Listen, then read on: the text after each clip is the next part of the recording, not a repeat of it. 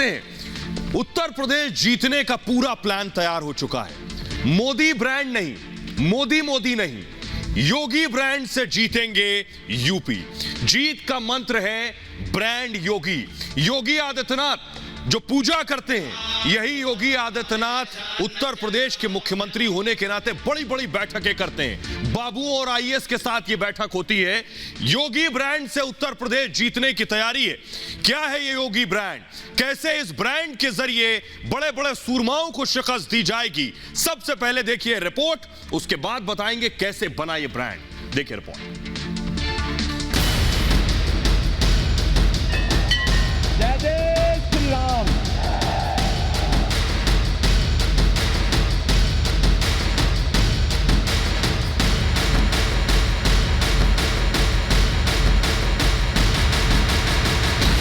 BJP ने बना लिया जीत का प्लान।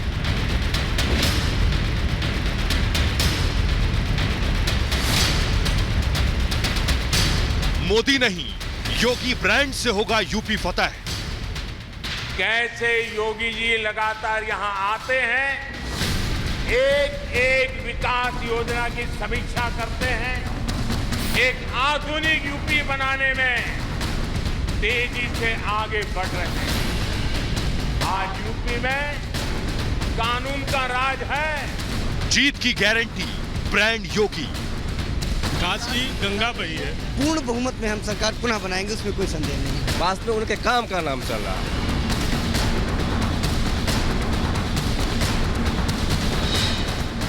यूपी चुनाव में इस बार मोदी नहीं, योगी की गूंज के साथ बीजेपी ने जीत की पटकथा लिखती है, जिसके निर्माता भी योगी होंगे और नायक भी योगी। यूपी में बीजेपी ब्रांड योगी के नाम पर चुनाव लड़ने जा रही है। पूरा यूपी योगी जी के साथ है, हम सब साथ हैं। यहाँ पे कोई सपा बसपा किसी का कोई अस्तित्व नहीं। जो आने वाला चुनाव है उसमें योगी आदित्यनाथ जी से बड़ा कोई चेहरा है नहीं। विपक्ष के पास कोई मुद्दा नहीं है, कोई नीति नहीं, न कोई चेहरा है, न कोई नेतृत्व है। उनका कोई बराबरी नहीं रहेगा। जो लड़ेगा उसके जमानत जब्त हो जाएगी योगी जी के साथ। ये योगी ही है जिन्होंने अपने 4.5 साल के कार्यकाल में विपक्ष की धार को कुंद कर दिया। योगी के सामने न अखिलेश विपक्ष की सक्रिय भूमिका निभा सके और न मायावती। भारतीय जनता पार्टी सुरक्षा सबको देगी, लेकिन अराजकता फैलाने की छूट किसी को नहीं देगी। सीएम बनने के बाद से ही योगी की लोकप्रियता बढ़ती गई। न सिर्फ यूपी में बल्कि देश का कोई भी राज्य हो, चुनाव से पहले योगी को ही प्रचार के लिए भेजा जाता है। व्यापारी गुंडा टैक्स देता था सपा बसपा की सरकार के समय। आज गुंडा टैक्स उत्तर प्रदेश के अंदर नहीं लिया जा सकता। उत्तर प्रदेश के अंदर गुंडे या तो जेल के अंदर हैं या फिर उनका राम नाम सत्य है हो गया है। योगी के लोगों में क्रेज की वजह है उनकी छवि, उनके फैसले और उनकी कार्यशैली। योगी जी खुद कड़ी मेहनत कर रहे हैं। काशी के लोग तो देखते ही हैं कैसे योगी जी लगातार यहां आते हैं, एक एक विकास योजना की समीक्षा करते हैं, खुद ऊर्जा लगाकर कामों को गति देते हैं। और आइए अब आपको बताते हैं क्या है ब्रांड योगी, कैसे बना ये ब्रांड योगी, ये आपको हम दिखाने जा रहे हैं। देखिए जरा, साफ है कि यूपी में योगी आदित्यनाथ ही बीजेपी का चेहरा होंगे। मतलब बीजेपी 2022 का चुनाव योगी के चेहरे पर लड़ेगी। तो सवाल यह है, क्या है ब्रांड योगी? दरअसल ब्रांड योगी का मतलब है योगी आदित्यनाथ की हिंदुत्व छवि। मुख्यमंत्री के तौर पर उनके काम और उपलब्धियों और जनता के प्रति उनके समर्पण को वोटरों के बीच ले जाना। सब जानते हैं कि योगी आदित्यनाथ यूपी के गोरखपुर के गोरक्षनाथ मंदिर के महंत हैं और एक महंत सुबह 4 बजे उठकर पूजा पाठ करता है, जिसने अपनी धार्मिक भावनाओं को न कभी छिपाया न उससे पीछे हटे। महंत होने के साथ गौवंश से योगी का प्रेम, आस्था और उनकी बुनियाद को दिखाता है। योगी पूजा के बाद आज भी गाय को हाथों से खिलाते हैं। गौवंश से उनकी यही स्नेह उन्हें आस्थावान जनता से जोड़ता है। योगी के धर्म में जितनी आस्था है, कर्म में भी उतनी ही उनकी अहमियत। पूजा पाठ से वक्त निकालकर योगी आदित्यनाथ आज भी जनता दरबार लगाते हैं, पहले भी लगाते थे। लोगों की शिकायतें सुनते हैं और उसका समाधान करते हैं, जिससे लोगों में उनके प्रति भरोसा और ज्यादा बढ़ जाता है। यही वजह है कि जनता उन्हें बार बार चुनकर संसद भेजती रही। योगी आदित्यनाथ 5 बार गोरखपुर से सांसद रहे। सांसद के तौर पर उनकी पहचान एक फायर ब्रांड नेता के तौर पर रही, जो हिंदुत्व और राष्ट्रवाद जैसे मुद्दों को जोर शोर से संसद में उठाते रहे। योगी की इन्हीं खासियतों ने उन्हें उत्तर प्रदेश की सीएम की कुर्सी तक पहुंचा दिया। योगी 2017 में सांसद थे, विधायक का चुनाव भी नहीं लड़ा था, लेकिन विधानसभा में जबरदस्त जीत के बाद बीजेपी आलाकमान ने उन्हें यूपी के सीएम की कुर्सी सौंप दी और योगी ने भी निराश नहीं किया। और आइए आपको सुनवाते हैं, बीजेपी के अध्यक्ष रहे उस वक्त अमित शाह ने क्या कुछ कहा था। बड़े प्रदेश का आप उनको मुख्यमंत्री बना रहे हो, इतना बड़ा प्रशासनिक काम उनको दे रहे हो जिनके पास प्रशासनिक अनुभव शून्य के बराबर है। तब हमारे नेता नरेंद्र भाई और मैं पार्टी का अध्यक्ष था, हमारा एम एक ही था, जिसके अंदर निष्ठा है और परिश्रम करने की क्षमता है, वो बाकी सभी परिस्थितियों को अपने अनुकूल कर, और यही 2 मानकों के आधार पर उत्तर प्रदेश का भविष्य भारतीय जनता पार्टी ने योगी आदित्यनाथ के हाथ में सौंपा था। और मैं आज बड़े संतोष के साथ कह सकता हूं, वो निर्णय मुख्यमंत्री बनने के बाद योगी ने कभी निराश नहीं किया। उन्हें जो सही लगा उसे किया, जो गलत लगा उसे छोड़ दिया। सब जानते हैं कि भगवा रंग से उनका खास लगाव रहा है। यही वजह है कि उनके सत्ता संभालने के बाद भगवा रंग का प्रयोग और ज्यादा बढ़ गया। कई सरकारी दफ्तर भगवा रंग के रंग दिए गए, लेकिन उसे विपक्ष को यह बात रास नहीं आ रही थी। खुद जिस विपक्ष ने कभी नीले रंग या कभी लाल हरे रंग को बढ़ावा दिया, विपक्ष के इस विरोध का योगी पर कोई असर नहीं पड़ा और वो अपने फैसले पर अडिग रहे। योगी आदित्यनाथ ने राम की नगरी अयोध्या के नाम पर जिला बनाने में भी देर नहीं की। उन्होंने इलाहाबाद का नाम बदलकर प्रयागराज रखने में देर नहीं की, जो हिंदुओं की आस्था का बड़ा केंद्र रहा, जहां संगम घाट पर हर 12 साल बाद महाकुंभ लगता है। अयोध्या हिंदुओं की पहचान रही है। अयोध्या बीजेपी के लिए सियासी मुद्दा भी रहा। जब योगी सत्ता में आए तो उन्होंने अयोध्या का केवल नाम ही नहीं बदला, उसका कायाकल्प भी किया और इसकी शुरुआत उन्होंने बड़े पैमाने पर दीपोत्सव जैसे त्योहार की शुरुआत के साथ की। योगी ने अपने विचार, अपनी सोच, अपनी बुनियाद से कभी समझौता नहीं किया और लोगों ने वैसे ही योगी को स्वीकार किया। यही है ब्रांड योगी। आइए अब आपको बताते हैं, योगी ब्रांड ऐसा ही नहीं बना। उत्तर प्रदेश के लोगों ने मायावती को परखा, यूपी के लोगों ने अखिलेश को जांचा और उसके बाद तैयार हुआ योगी को परखने से यह ब्रांड योगी। आइए आपको बताते हैं दोनों में फर्क क्या है। फर्क यह है कि अखिलेश के राज में क्या होता था और मुख्तार के राज और योगी के राज में क्या हो रहा है, यह देखिए जरा। ग्राफिक्स हम आपको दिखाने जा रहे हैं। योगी आदित्यनाथ जब सत्ता में आए तो मुख्तार और अतीक पर हथौड़ा चला। अखिलेश के राज में मुख्तार और अतीक समाजवादी पार्टी में रहे और इन्हें संरक्षण मिलता रहा। दूसरी बड़ी बात जो योगी को ब्रांड बनाती है, दंगाइयों पर योगी ने कार्रवाई की और अखिलेश के दौर में दंगाइयों का महिमा मंडन होता था। अगली चीज, आतंकियों का सफाया योगी आदित्यनाथ ने किया। अलग अलग जगहों से यूपी में जो भी आतंकी सक्रिय थे उनकी धरपकड़ हुई और बड़े बड़े रैकेट और नेटवर्क का भांडाफोड़ हुआ। अखिलेश यादव पर आरोप है कि उन्होंने आतंकियों से केस वापस ले लिए। इसके अलावा भ्रष्टाचार पर अंकुश लगाया योगी आदित्यनाथ ने। अखिलेश यादव की जब सरकार रही, अब गोमती रिवर फ्रंट में भ्रष्टाचार के आरोप लग रहे हैं, बाकायदा जांच हो रही है। लगभग 150 से ज्यादा लोगों के खिलाफ मामले दर्ज हो गए। भाई भतीजावाद योगी आदित्यनाथ ने खत्म किया। अखिलेश के दौर में चाचा भतीजे की सरकार चल रही है, यह कहा जाता था। 2 पहिए वाली सरकार है।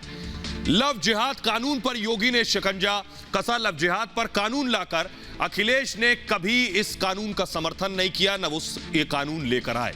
इसके अलावा आपको बताएं, जनसंख्या नियंत्रण पर योगी आदित्यनाथ ने जोर दिया कि उत्तर प्रदेश की आबादी काबू में की जाए, तभी यूपी का विकास संभव है। लेकिन अखिलेश यादव दरअसल तुष्टीकरण की सियासत करते रहे, इसलिए जनसंख्या नीति से हमेशा परहेज करते रहे। आइए, ऐसा ही, इतना ही नहीं, योगी से योगी ब्रांड बना कैसे, जरा देखिए तस्वीरें। ये है मुख्तार अंसारी की तस्वीर। ये कभी इनका जलवा उत्तर प्रदेश में होता था, मुख्तार अंसारी, अतीक अहमद का, लोग कांपते थे। अवैध कब्जे हो, गैर कानूनी काम हो, योगी ने कैसे इन पर लगाम लगाई। योगी ने सबसे पहले इन पर हथौड़ा चलाया। यही वजह है कि योगी ब्रांड यूपी में बना। ये देखिए, योगी ने इनकी जितनी इमारतें थीं, जितने अवैध कब्जे थे, जितने गैर कानूनी काम थे, सब बंद कर दिए, सब पे बुलडोजर चला दिया।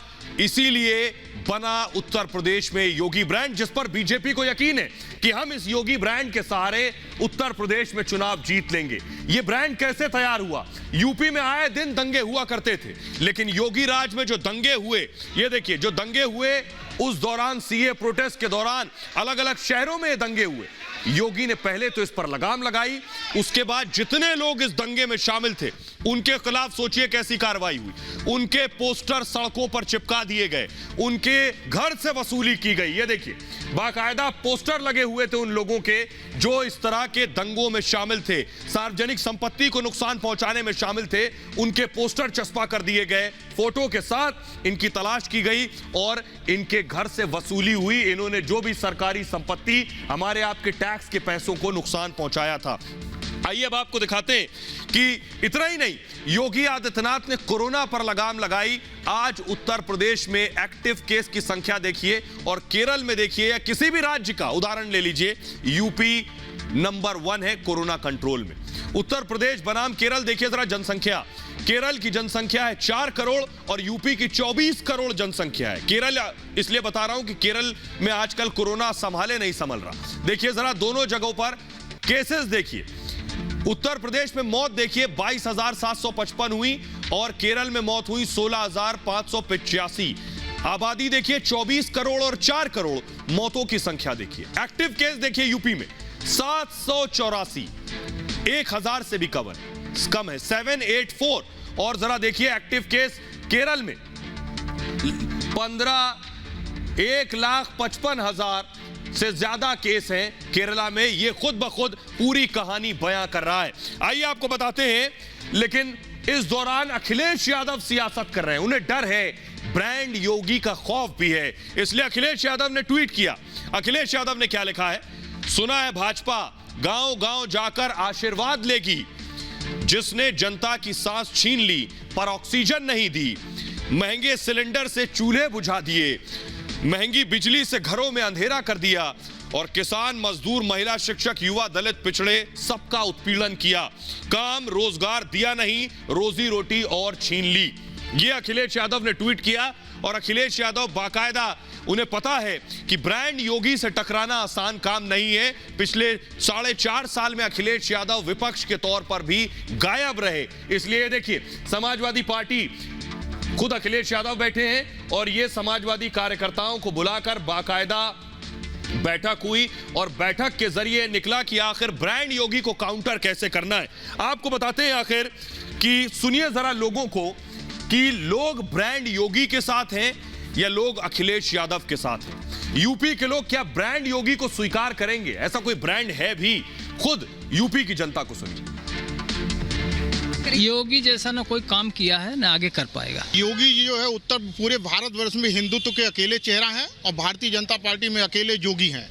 योगी जी ने उत्तर प्रदेश में इतना ज्यादा काम किया है जितना आज तक किसी पार्टी ने नहीं किया। बिल्कुल योगी ब्रांड बीजेपी को जिताएगा और बड़े भारी बहुमत से जिताएगा उत्तर प्रदेश में। योगी जी ने किया है वो हम किसानों के हित में काम किया है और भय मुक्त, भ्रष्टाचार मुक्त और हर प्रकार से हम किसानों को माननीय योगी जी के आने से बहुत ही फायदा हुआ है। योगी आदित्यनाथ को अगर चेहरा बनाने का फैसला किया है तो ये फायदे बहुत ही अच्छा किया है और ये सही भी फैसला है, क्योंकि योगी के अलावा कोई है नहीं इस समय।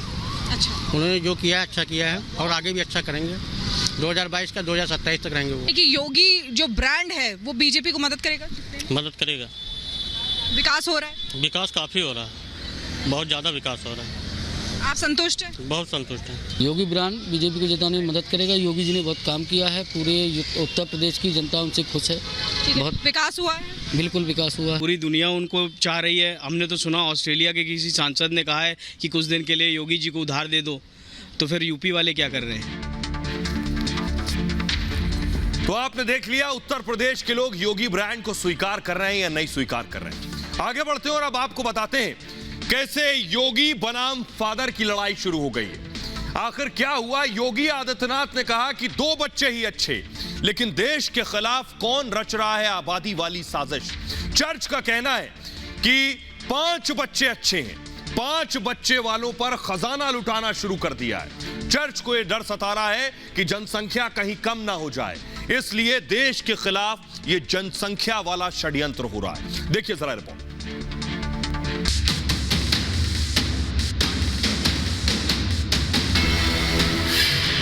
योगी राज में 2 से ज्यादा बच्चे तो दाना पानी बंद।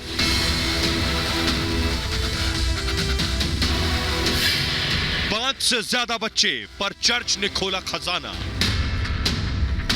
जो लोग जनसंख्या नीति बनाने का विरोध कर रहे हैं वह देश की जनता के साथ और आने वाली पीढ़ियों के साथ छलावा कर रहे हैं। देश के खिलाफ आबादी बम वाली साजिश। हिम्मत है तो बनाओ कानून। मैं कह रहा हूं हिम्मत है तो कानून बनाओ, चुनौती देके कहता हूं। योगी सरकार बढ़ती जनसंख्या पर काबू पाने के लिए 2 बच्चों की पॉलिसी लेकर आ रही है, जिससे जनसंख्या अनुपात भी ठीक रहे। ये बढ़ती हुई जनसंख्या विकास में कहीं न कहीं बाधक हो सकती है, उसमें और भी प्रयास किए जाने की आवश्यकता है। अगर आप उनको रहन सहन का, जीने का ढंग और सिस्टम नहीं दोगे, संसाधन नहीं दोगे, और आप एक के दिन चकबंदी लगा दोगे कि 2 से अधिक हो गया तो सुविधाओं से वंचित। हिम्मत है तो बनाओ कानून। मैं कह रहा हूं हिम्मत है तो कानून बनाओ, चुनौती देके कहता हूं। वहीं इसके उलट देश के खिलाफ जनसंख्या बढ़ाने वाली साजिश हो रही है। केरल में चर्च ने 5 बच्चे पैदा करने वालों के लिए अपने खजाने खोल दिए हैं। केरल में जनसंख्या विस्फोट की साजिश रची जा रही है। दरअसल यहां के सिरो मालाबार कैथोलिक चर्च ने 5 से ज्यादा बच्चे पैदा करने वाले परिवार को आर्थिक सहायता देने का ऐलान किया है कि कोई भी अगर ज़्यादा बच्चे पैदा करने की वकालत करता है तो निश्चित तौर पर वो जनसंख्या की बढ़ती हुई समस्या से वाकिफ नहीं है, बहुत गैर जिम्मेदारानापन है। सिरो मालाबार चर्च ने जो ऐलान किया है कि जो भी 5 से ज़्यादा बच्चे पैदा करेगा उसको एक सहायता राशि दी जाएगी 1500 रुपये के लगभग। इन लोगों को सहन नहीं किया जाना चाहिए जो कि किसी साजिश के तहत हिंदुस्तान की बर्बादी चाहते हैं। इसके उलट यूपी में लोग योगी की जनसंख्या नीति को समर्थन दे रहे हैं। इसको लेकर विधि आयोग मसौदे को आखिरी रूप देने में लगा है। आयोग की वेबसाइट पर लगभग 8,500 सुझाव आए हैं, जिसमें 8,000 से ज्यादा लोग जनसंख्या कानून के पक्ष में हैं, जिसमें ऐसे सुझावों की संख्या ज्यादा है जो ज्यादा सख्त कानून के पक्ष में हैं। और आइए अब आपको बताते हैं कैसे योगी का हथौड़ा चल रहा है आबादी बम के खिलाफ, और चर्च ने, केरल ने आबादी बढ़ाने के लिए और हवा दे दी है। देखिए कैसे एक तरफ उत्तर प्रदेश के मुख्यमंत्री योगी आदित्यनाथ जनसंख्या पर काबू करने के लिए 2 बच्चों की पॉलिसी लेकर आ रहे हैं, दूसरी तरफ केरल के चर्च ने 5 से ज्यादा बच्चों वालों को मदद का ऐलान कर दिया। योगी सरकार ऐसा कानून बना रही है जिसमें 2 से ज्यादा बच्चे होने पर अभिभावक को सरकारी सुविधा नहीं मिलेगी, तो केरल के चर्च ने 5 से ज्यादा बच्चों पर आर्थिक मदद का ऐलान किया। योगी सरकार ऐसी तैयारी कर रही है ऐसे लोगों को सरकारी योजनाओं का लाभ नहीं मिल सके, जबकि केरल के कैथोलिक चर्च ने 5 से ज्यादा बच्चों के परिवार को हर महीने 1500 रुपए मदद का ऐलान कर दिया। उत्तर प्रदेश में बन रहे कानून के ड्राफ्ट के मुताबिक 2 से ज्यादा बच्चे होने पर सब्सिडी का लाभ नहीं मिल सकेगा, लेकिन केरल के चर्च ने जनसंख्या बढ़ाने के लिए 5 बच्चों पर पढ़ाई के लिए स्कॉलरशिप देने की बात कही है, यानी लोग ज्यादा बच्चे पैदा करें, 5-5 बच्चे। योगी सरकार के कानून के मुताबिक राशन कार्ड 4 ही सदस्यों का बन सकेगा, जबकि चर्च ने 4थे बच्चे के जन्म पर मुफ्त इलाज की बात कही है। यूपी में बन रहे कानून के मुताबिक तीसरे बच्चे के बाद नौकरी में प्रमोशन रुक सकता है। केरल के चर्च का यह फैसला उन लोगों पर लागू होगा जिन्होंने साल 2000 के बाद शादी की है।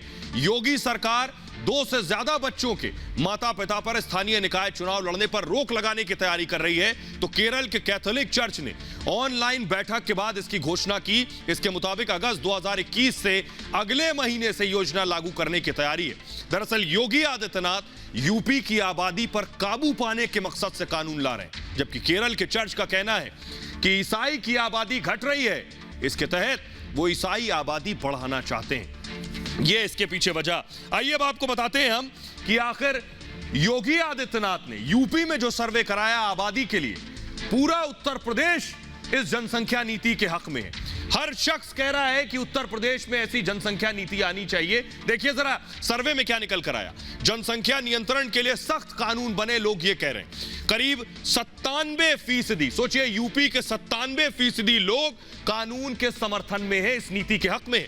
2 से ज्यादा बच्चे तो आरक्षण का लाभ नहीं मिलेगा। लोगों का यह भी कहना है कि 2 से ज्यादा बच्चे हो तो आरक्षण भी मत दीजिए। ऐसे लोगों का वोटिंग अधिकार भी खत्म हो जाए जिनके 2 से ज्यादा बच्चे हैं, वो मतदान भी ना कर सके। विधानसभा लोकसभा चुनाव लड़ने पर भी ऐसे लोगों के रोक लग जाए। तो ये सर्वे में निकल कर आया है, 2 से ज्यादा बच्चे तो मुफ्त राशन नहीं मिलेगा, 2 से ज्यादा बच्चे तो सरकारी सुविधा खत्म हो। लोगों की यह मांग है सर्वे में। आइए अब आपको सुनवाते हैं यूपी के लोग क्या कह रहे हैं। योगी जनसंख्या काबू करने की कोशिश कर रहे हैं और चर्च केरल में जनसंख्या विस्फोट की तैयारी है। बाकायदा आबादी बढ़ाने की साजिश है देश के खिलाफ। उत्तर प्रदेश के लोगों को सुनिए इस पर।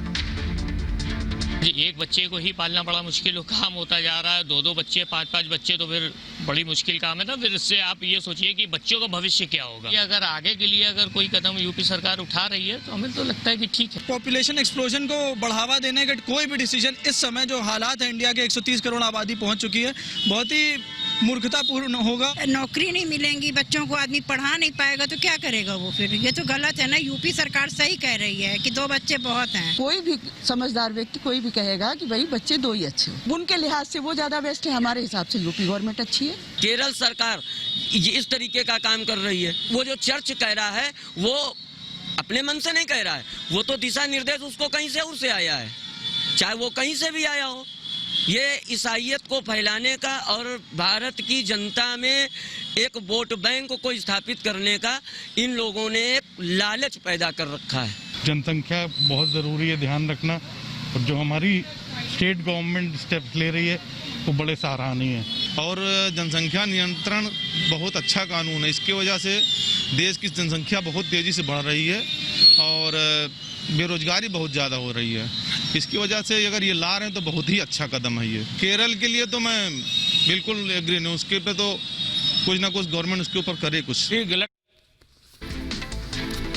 तो उत्तर प्रदेश के लोग भी योगी आदित्यनाथ के साथ हैं, क्योंकि उन्हें भी पता है कि जनसंख्या कंट्रोल में होगी तभी प्रदेश का विकास होगा और देश का विकास होगा। खबरों में आगे बढ़ते हैं और अब बात करते हैं तालिबानी हैवान की। ये तस्वीर आप देख रहे हैं, दानिश की तस्वीर है। भारतीय पत्रकार जो कि अफगानिस्तान में रिपोर्टिंग कर रहा था, दानिश की बेरहमी से हत्या कर दी गई। जी हां, दानिश को बेरहमी से मारा गया। बड़ा खुलासा हुआ है। वॉशिंगटन एक मैगजीन है, उसने यह दावा किया है, वॉशिंगटन एग्जामिनर का दावा यह है कि बर्बर तरीके से दानिश की हत्या की गई।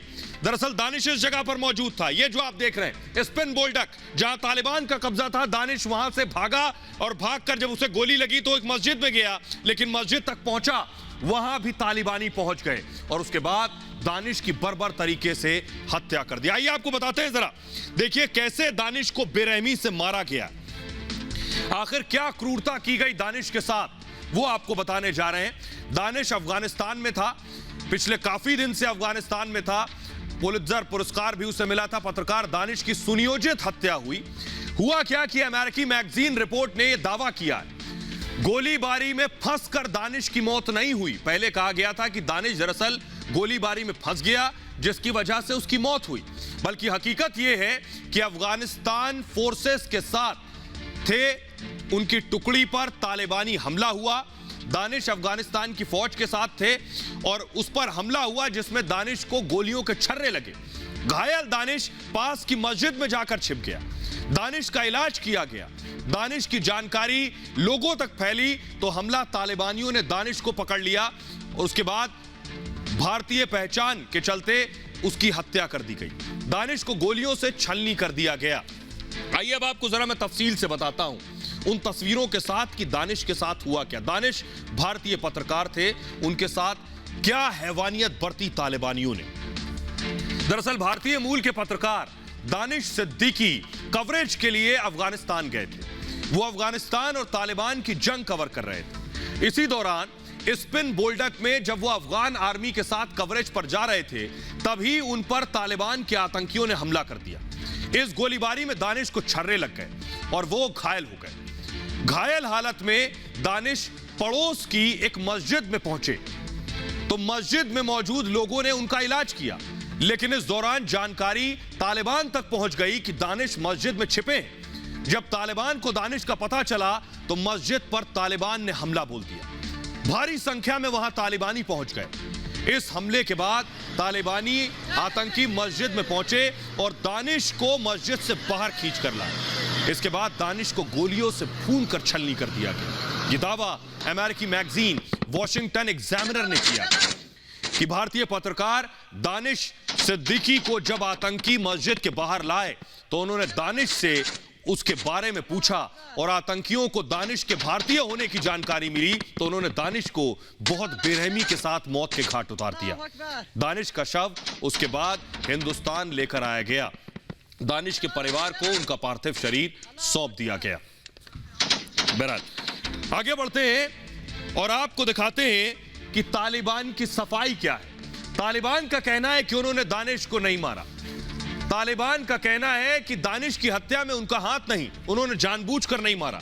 लेकिन बाकायदा अमेरिका ये बात कह रहा है, बाकायदा बड़े बड़े एक्सपर्ट्स ये बात कह रहे हैं, चश्मदीद ये बात कह रहे हैं। तालिबान क्या कह रहा है? तालिबान की सफाई ये है कि दानिश की हत्या के बारे में उसे नहीं पता, किसकी गोली से उसकी मौत हुई ये हम नहीं जानते। हमने शव के साथ कोई बेरहमी नहीं की। युद्ध क्षेत्र में आने से पहले सूचना देनी चाहिए थी। दानिश ने आने की कोई जानकारी नहीं दी, ये कहना है तालिबान का। लेकिन तालिबान किस कदर झूठा है इसकी बानगी मैं आपको दिखाता हूं। तालिबान का खूंखार चेहरा देखेंगे तो आप खुद सिहर उठेंगे। देखिए जरा किस तरह तालिबान एक शख्स को, अगर आवाज के साथ, एम्बियंस के साथ मैं दिखाऊं इसे, कि देखिए बेरहमी से पत्थरों से मार रहे हैं एक युवक को। फुल स्क्रीन जरा तस्वीरें में दिखाऊं और सुनिए जरा किस बेरहमी से ये तस्वीरें आपको विचलित कर सकती हैं, इसलिए मैंने इसे धुंधला किया है। पत्थरों से देखिए, लाइन से कतार में तालिबानी आतंकी खड़े हैं। कुछ वक्त पहले की ये तस्वीरें, सुनिए जरा पहले हो क्या रहा है।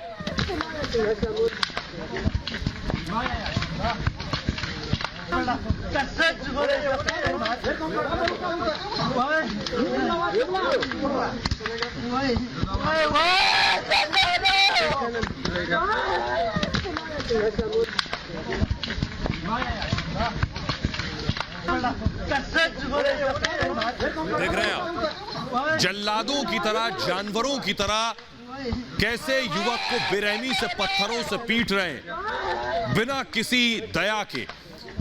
ये हरकत कोई जानवर ही कर सकता है और इस शख्स को पत्थर से मार मार के इसकी जान ले ली।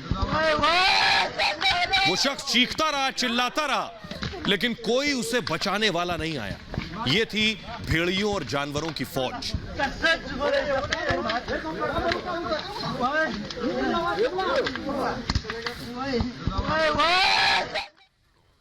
ये तालिबान का सिर्फ एक चेहरा है। कुछ दिन पहले कंधार के एक कॉमेडियन, बहुत बड़े वहां के हास्य कलाकार, जिनको बेरहमी से तालिबान ने मार दिया। देखिए जरा इनको।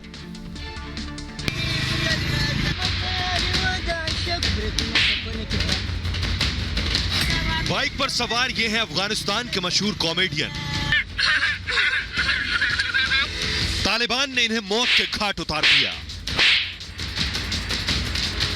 ये तस्वीरें तालिबान के आतंक की हैं। तस्वीरों में इतनी क्रूरता है कि धुंधली करके दिखानी पड़ रही है। ये अफगानिस्तान के मशहूर कॉमेडियन नजर मोहम्मद और खासा जवान है, जिनकी आवाज से लोग हंस पड़ते थे, लेकिन उस शख्स को तालिबान ने हमेशा के लिए खामोश कर दिया।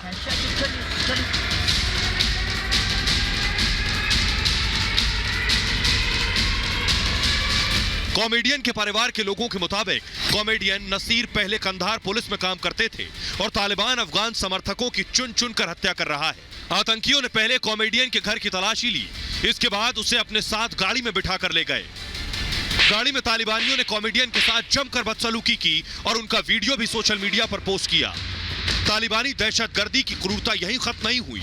इसके बाद तालिबानी आतंकियों ने कॉमेडियन नजर को मौत के घाट उतार दिया।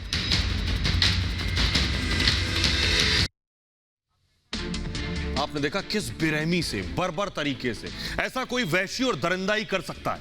आपको बताने जा रहे हैं तालिबान का वो खौफनाक और वहशियाना कानून क्या है, देखिए जरा क्या होता है। आप क्या जुर्म करेंगे तो आपको तालिबानी क्या सजा देंगे।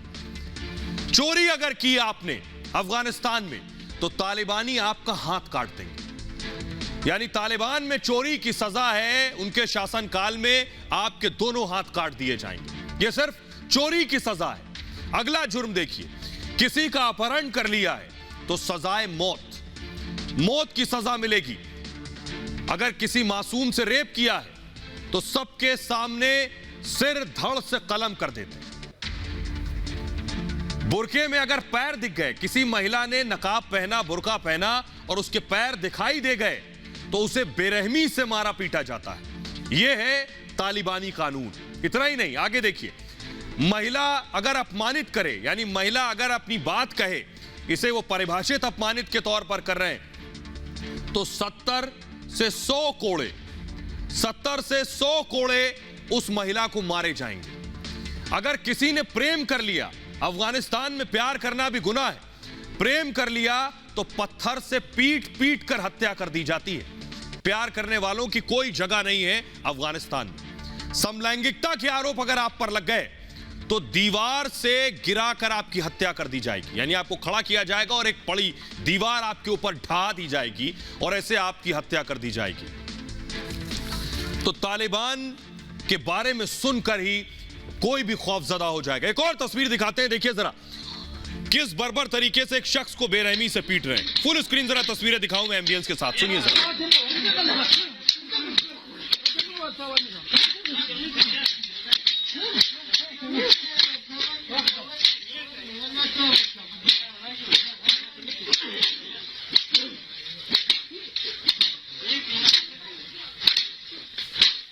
ये देखिए जरा,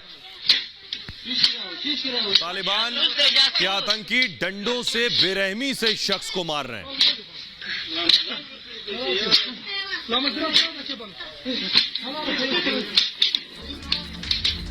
आइए एक और तस्वीर दिखाते हैं आपको। अगर जासूसी का आरोप आपके ऊपर लग गया तो तालिबान में क्या सजा होगी। ये जो हम आपको एयर स्ट्राइक की तस्वीरें दिखाने जा रहे हैं, देखिए जरा, ये एयर स्ट्राइक करके, ये देखिए कैसे एयर स्ट्राइक करके इसे उड़ा दिया गया। अफगानिस्तान ने ये एयर स्ट्राइक की है, वो तस्वीरें हम आपको इस वक्त दिखा रहे हैं। जगह जगह तालिबानी मौजूद है। फुल स्क्रीन जरा तस्वीरें दिखाऊं मैं। जगह जगह तालिबानी आतंकी मौजूद हैं। इनके बारे में जानकारी मिलते ही अफगानी सेना एयर स्ट्राइक करके, मिसाइल मार के उन्हें मारने की पूरी कोशिश करती है। लेकिन अभी भी लगभग 90% इलाके पर तालिबान ने कब्जा कर रखा है और ग्राउंड पर, जमीन पर अफगानी सेना जो है इनसे लोहा ले रही है, लड़ने की पूरी कोशिश कर रही है। लेकिन अब तक दरअसल अमेरिका की सेना थी, तो अमेरिका की सेना हमेशा साथ रहती थी, इसलिए बहरहाल ये भारत की बात है। मैं इतना ही, अपना बहुत ख्याल रखिए। एक छोटे से ब्रेक के लिए रुक रहे हैं, लौट रहे हैं कुछ और बड़ी खबरों के साथ।